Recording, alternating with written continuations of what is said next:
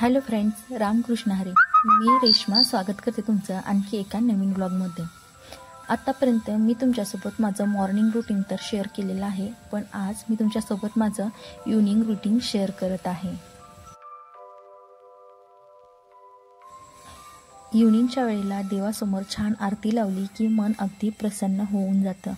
हे आमचं छोटंसं देवघर आहे आणि इथं मी अशी आरती लावून देवासमोर मस्त गणपतीची आरती वगैरे म्हटली.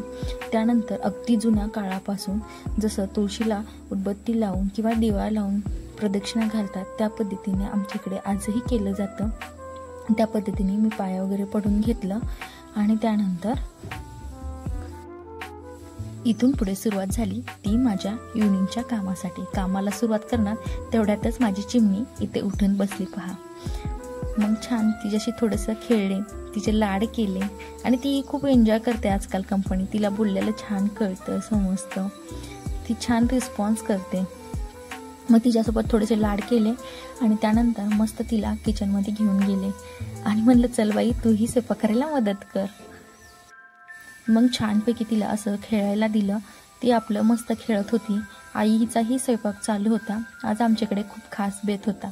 आता तुम्ही म्हणता इव्हनिंगच्या वेळेला ही डोसे काय बनवते, पण जेव्हा आपल्या घरामध्ये लहान मुलं असतात ना, तेव्हा इव्हनिंग काय आणि मॉर्निंग काय, कोणत्या वेळेला कधी काय खायला मागतील मुलं सांगता येत नाही.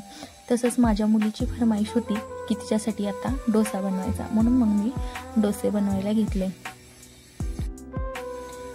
माझं डोसं बनवण्याचं काम चालूच होतं आणि आई माझ्यासाठी बनवत होते आज कुंडुळे. आता मी माझ्या लेकीची फरमाईश पूर्ण करत होती आणि माझी आई माझी फरमाईश पूर्ण करत होती. तोपर्यंत ह्या दोघींचा मस्त खेळ चालू होता पहा.